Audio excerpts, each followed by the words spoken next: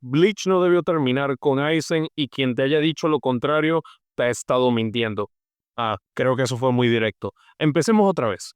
Bleach es un clásico del manga y anime y en los últimos tiempos ha tenido una resurrección en popularidad gracias a la nueva adaptación Thousand Year Blood War que cubre el arco del mismo nombre. Pero si bien hoy la postura ha mejorado considerablemente, hubo un tiempo donde la obra de Tite Kubo era sujeta a muchos mitos que se han ido desmintiendo con el paso de los años, como que fue cancelada o el tema que nos compete hoy que debió terminar con Sasuke Aizen.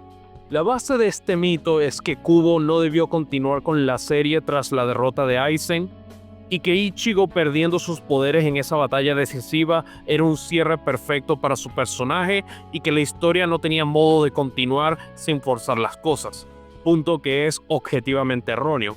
Y en este video voy a explicar por qué Bleach debió continuar luego de la derrota de Aizen y por qué la historia es mejor debido a dicha continuación. Como se pueden imaginar, va a haber muchísimos spoilers de la serie, por lo que están advertidos. Y bueno, comencemos. Una de las mayores razones por las cuales la serie no debió ni iba a terminar con la derrota de Aizen es que hay muchas tramas abiertas y conceptos que fueron presentados durante la serie y que hubieran quedado en nada si el manga terminaba en este punto. Y no son cosas menores, sino elementos fundamentales para la estructura de este mundo ficticio y las motivaciones y acciones de varios personajes. El caso más obvio es el misterio del Rey Espíritu y que Aizen buscaba ir al Palacio Real de la Sociedad de las Almas y destronarlo. Si la serie terminaba con la derrota del antiguo capitán, no sabríamos nada con respecto al rey, ni lo que es, ni por qué Aizen le tuvo tanto desprecio, o el motivo por el cual Kisuke Urahara se le refirió como el eje de los tres mundos. Con todo lo que sabemos de la historia ahora, el Rey Espíritu es un aspecto fundamental del universo de Bleach y define demasiados puntos claves de la historia. Por otro lado, la División Zero hubiera sido mencionada por Kyorako en el pasado de los Vizards y hubieran quedado en nada. Y creo que el personaje de Ichibe y Yosebe, especialmente con los agregados del anime nuevo, justifican la existencia de este grupo y extienden un poco la estructura de la Sociedad de las Almas.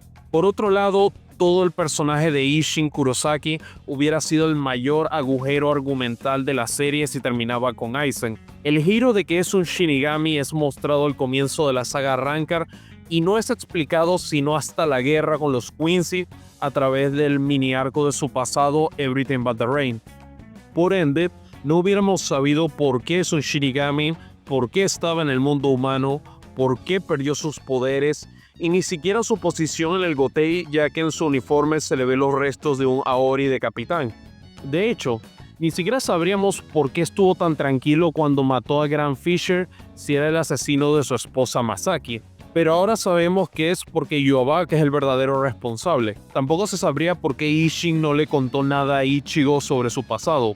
Isshin tampoco es un personaje que simplemente puedas ignorar porque termina siendo clave en el desenlace contra Aizen. Él es el que se da cuenta que Ichigo tiene el potencial para vencer al villano.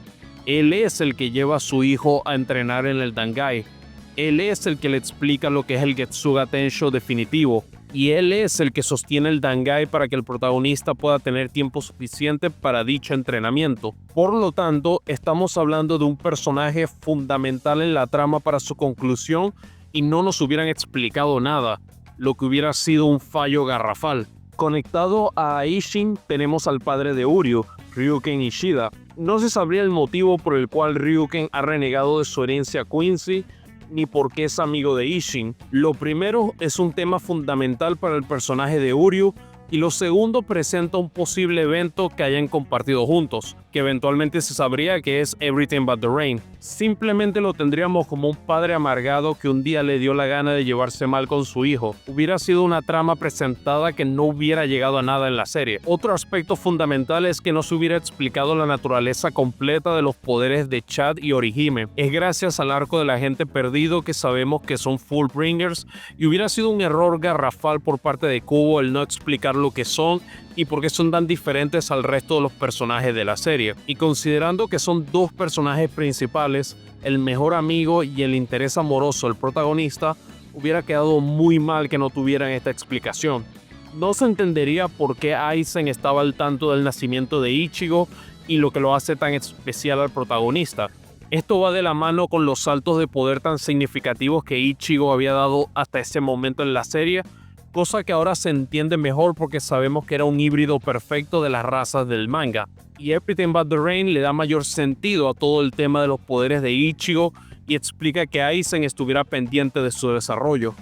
De nuevo, todos estos elementos son fundamentales para entender la serie y darle coherencia a los eventos que están pasando. Si quitamos todo eso y terminamos con el sellado de Aizen en el Mugen, la historia es mucho más débil. Luego tenemos otros puntos que tal vez no son iguales en importancia, pero que igual tienen su relevancia. Por ejemplo, nunca se hubiera explicado por qué Masaki pudo ver a Grand Fisher, pero ahora se entiende porque es una Quincy. Luego de la pelea entre Ichigo y Saraki Kenpachi en la Sociedad de las Almas, el capitán de la 11ª División tiene un momento con Yachiru donde dice que quiere volverse más fuerte y conocer el nombre de su Zanpakuto. No hubiéramos tenido el desarrollo de Saraki en el arco de la guerra Quincy, donde logra conocerse a sí mismo y conectar con su Zanpakuto. Sin mencionar que ya en la Sociedad de las Almas, Kubo puso en el pasado de este personaje que le puso Yachiru a su teniente por la persona que más admiraba, que luego sabríamos que es Unohana, la primera Kenpachi. Yamamoto no hubiera podido mostrar el máximo de su poder y su Bankai, cosa que hubiera sido increíblemente decepcionante cuando consideras que es mostrado como el Shinigami más fuerte del último milenio. Y ya Kubo había establecido en la pelea de Coyote Stark que el Bankai de Kyoraku Shunsui no puede ser usado de la mejor manera con aliados cerca, por lo que se puede ver esa semilla siendo plantada para el futuro. Hay otras subtramas y elementos que habían quedado pendientes a desarrollar en el manga, pero estos son los principales y los que no pueden ser evadidos. El punto es que la historia hubiera sido mucho peor si nada de esto es explicado o desarrollado, porque varios elementos de la trama no tendrían sentido o directamente no hubieran pasado. Esto es algo objetivo y que no puede ser evadido, por lo que ya es suficiente evidencia de que la serie no debió terminar con Isaac. Pero hay otros factores un poco más complicados de explicar. El personaje de Ichigo ha sido históricamente categorizado como un protagonista plano que no tiene motivaciones ni desarrollo por mucho tiempo, y obviamente estoy en desacuerdo con esa postura. Pero si la serie hubiera terminado con Aizen, entonces creo que hubiera sido un personaje mucho más débil en lo que sucede a posteriori. Todo el arco del agente perdido justifica su existencia por todo lo que hace a favor del personaje de Ichigo. Te explica su deseo de tener poder y querer ser un Shinigami, te muestra sus defectos a la hora de no poder comunicarse con otros cuando necesita ayuda y a los extremos a los que puede llegar para proteger a sus seres queridos. En muchos sentidos, este arco es la respuesta a las personas que lo critican por supuestamente no tener motivaciones o desarrollo cuando esto es todo lo contrario. Por otro lado, también podemos ver que Kinjo y Tsukishima lo llevan a su mayor abismo personal, algo que ni Ulquiorra ni Aizen lograron, con el protagonista abiertamente buscando tomar una vida. Este arco hace mejor a Ichigo porque lo deconstruye y te explica por qué terminar la serie sin poderes no encaja con su manera de ser ni con lo que se ha construido con su personaje. Por otro lado, el arco de la guerra termina de explicar todo el origen de Ichigo, dando sentido a sus poderes y la naturaleza de Zangetsu. El giro de que el Hollow es su Zanpakuto es uno de los mejores de la historia del manga y agrega un contexto diferente a todo lo que vivieron.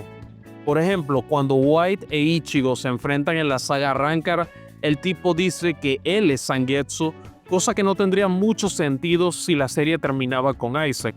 Todo el manga ha sido sobre Ichigo lidiando con el trauma y la depresión de haber perdido a su madre e intentando sobrecompensar buscando salvar a todos los que aman. The Blade Smith también contextualiza las inconsistencias de poder de Ichigo porque se entiende ahora que nunca tuvo paz porque siempre buscaba el conflicto con White y que el viejo Zangetsu lo contenía. Y el desenlace con Ichigo aceptando a White y al falso Yhwach como Zangetsu por igual es tal vez el mejor momento del personaje y la culminación de su viaje en la serie. Si el manga terminaba en Deicide, cuando pelea con Aizen usando el Getsuga Tensho definitivo, hubiera sido hasta un poco decepcionante, porque al final Ichigo no alcanza la paz mental ni el entendimiento en su mundo interno, sino que obliga al Hollow y al viejo a que se sacrifiquen para que obtenga un poder por un momento. Entiendo que el componente trágico y melancólico de este cierre pudiera ser atractivo para mucha gente. Entiendo que la forma del Getsuga Tensho definitivo es de las cosas más geniales que se han visto en un manga, pero finalizar la serie aquí le quita demasiado a Ichigo y lo termina convirtiendo en alguien que nunca pudo resolver sus traumas ni alcanzar la paz de espíritu por la que tanto ha luchado. Al final nunca hubiera tenido una resolución con su Hollow interno, el que fue clave para volverlo un monstruo violento contra Ulquiorra, sino que simplemente se lo hubiera sacudido en un momento de necesidad. Obviamente el sacrificio contra Aizen fue por necesidad e Ichigo no hubiera dado sus poderes si no fuera porque la situación lo ameritaba. Pero desde un punto de vista narrativo, terminar su viaje aquí le resta mucho al personaje. Hay quienes dicen que esto podría contar como consecuencias, pero si dichas consecuencias empeoran a la historia como un todo, no creo que sea un resultado positivo. Bleach es una serie que tiene un componente melancólico y eso no se puede negar, pero siempre ha buscado transmitir la idea de lidiar con la tragedia y seguir adelante. La etapa post-Aizen de la serie le da muchísimo a Ichigo y cierra su arco de personaje de una excelente manera, y al final esta es su historia, por lo que pienso que es importante resaltar esto. Hey, si te ha gustado el video no olvides darle like, comentar y suscribirte si no lo has hecho, ya que me ayuda un montón. Y bueno, continuemos con el video. Esta sección se trata sobre elementos que tal vez no eran esenciales para la trama, pero de los que nos hubiéramos privado si la historia terminaba con Aizen y que creo que hacen mejor a Bleach como serie. Y bueno, muchos de ellos creo que no se pudieran debatir de que le dieron más a la serie como un todo. El primero es el desarrollo de Orihime Inoue. Si la historia terminaba con la derrota de Aizen, el crecimiento de Orihime se hubiera visto truncado y no hubiera podido crecer a partir de los diferentes desafíos que vivió en la saga Arrancar, con la pelea final con Ulquiorra siendo el punto de inflexión de su personaje. También se afianza su relación con Ichigo. De todas maneras, hice un video entero cubriendo al personaje de Orihime en el canal y ahí me extiendo en varios puntos.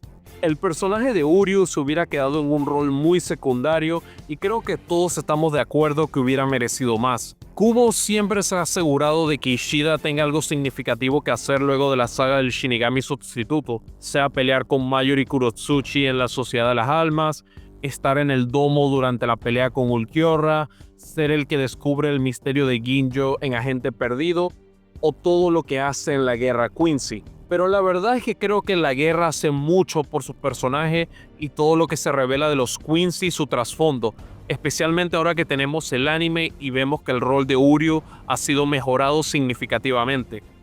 Y bueno, esto también conecta con lo que ya dije de su relación con su padre Ryuken, ya que en el arco de la guerra se revela lo que sucedió con su madre, cosa que podría ser expandida en el Core 4, tema al que ya le hice video y que definitivamente deberían ver. La inclusión de Yhwach va conectada con el tema del Rey Espíritu y esto expande mucho el universo de Bleach, presentando el tema del pecado original y el origen de los tres mundos. Pienso que esto le da otra dimensión a la historia, contextualiza las acciones de personajes como Aizen y Urahara y da una perspectiva diferente de lo que son los Shinigami y los Quincy y los motivos de sus conflictos. Siento que la construcción de mundo de la serie hubiera sido mucho más pobre sin estos elementos, sin mencionar que el Rey Espíritu como tal es una de las figuras más intrigantes de Bleach. Hablando de la guerra Quincy, he dicho varias veces que considero desde el comienzo del arco hasta el cierre de Blade Smith como el pique narrativo de Kubo como autor. Desde la introducción de los Stern Ritter como nueva amenaza y el trasfondo y caída de Yamamoto, pasando por el duelo entre Unohana y Zaraki y Everything But the Rain, como explica muchos de los mayores misterios de la serie, hasta el pique absoluto del personaje de Ichigo cuando se acepta a sí mismo, es una sucesión de eventos notables y desarrollan muchas cosas que los fans querían ver y querían desde hace mucho tiempo. Y es algo que no hubiéramos visto si terminaba con Aizen. Vamos, hasta el personaje de Masaki sale beneficiado por esto, dándole más sustancia como personaje y teniendo varios momentos bastante buenos en pocos capítulos. Luego tenemos varios casos puntuales que le agregan a la historia cuando se acumulan. Un gran caso es el despliegue del Bankai de Rukia por primera vez, que es un momento que la gran mayoría de la comunidad quería ver y que se siente como una recompensa tras haber visto el viaje del personaje desde el primer capítulo de la obra. El propio hermano de Rukia, Byakuya, ya había dado indicios de su desarrollo y crecimiento al haberla salvado contra Somari en la saga Rancor. Pero es post-Aizen que podemos ver lo lejos que ha llegado, sea tomando la vida de Tsukishima y mostrando su lealtad a Ichigo, pedirle al protagonista tras todo lo que vivieron que salve a la Sociedad de las Almas, o el momento que comparte con Rukia después de vencer a Asnod, son ocasiones fundamentales de su personaje y que lo hacen mejor cuando analizamos su viaje. Sajin Komamura continúa donde se había quedado tras la batalla con Kaname Tousen y tiene un pequeño arco en la guerra donde sacrifica su humanidad por la venganza, dibujando un paralelismo con su amigo caído. Kyoraku Shunsui pasa de ser un personaje interesante y carismático, pero que no tuvo mucho que hacer en la serie, a ser el líder del Gotei y ganando un protagonismo que le sienta muy bien. Esto se termina de ver cuando usa su Bankai contra Lil Barro, que es uno de los momentos más icónicos de Bleach y que Kubo fue construyendo desde la pelea con Coyote Stark. Y esto se extiende a su teniente Nanao Ise, quien termina teniendo su momento para brillar en la pelea con Lil. Retsu Unahana es revelada como la primera Kenpachi Yachiru, cambiando totalmente la perspectiva del personaje, hasta el punto de que tiene muchos fans a partir de esta revelación, y a varios les encanta su combate con Saraki y lo que representa. De haber terminado con Aizen, ella tendría muy poco que hacer en la serie, y si bien algunos dirán que igual no hizo mucho, su trasfondo le ha dado bastante, aparte de culminar una subtrama del desarrollo de Saraki.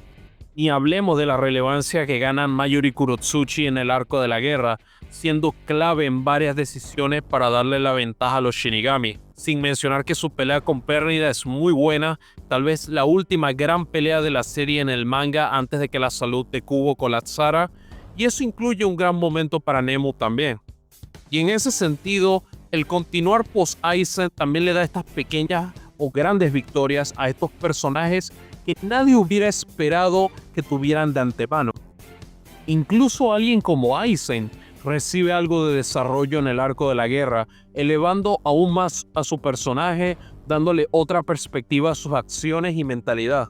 Y todo esto hace mejor a la serie, mejora a muchos personajes y en general le agrega a la historia. Siempre se ha criticado a Bleach por no maximizar a su vasto elenco de personajes, pero creo que es una verdad a medias. Es cierto que personajes como Chad y los Vizars pudieron haber sido mejor llevados y es un fallo del manga, pero no es algo que hubiera sido diferente si terminaba con Aizen. Por otro lado, muchos personajes ganan con el hecho de que la serie continuara. Todo esto que he mencionado hasta ahora en el video son, en su mayoría, discusiones técnicas.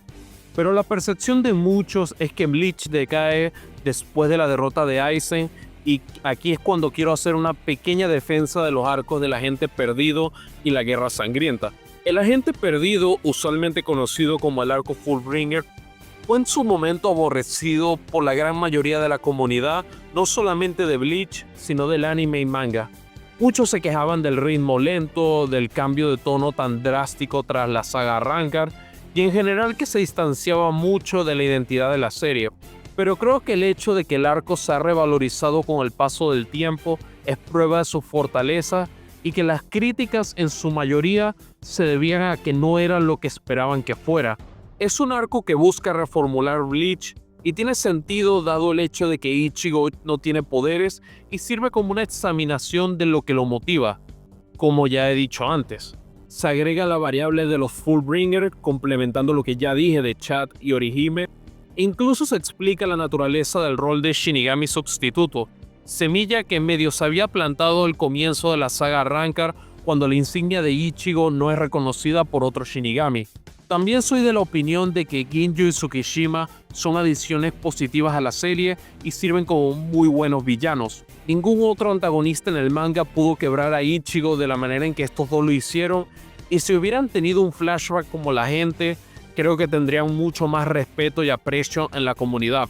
Vamos, Ichigo directamente busca matar a Tsukishima, cosa que nunca habría considerado por su cuenta en el pasado. Por otro lado, es verdad que los Stan Ritter pueden pecar de inconsistentes en términos de calidad individual, pero como amenaza a los héroes, ningún otro grupo antagónico estuvo tan cerca de ganar como ellos.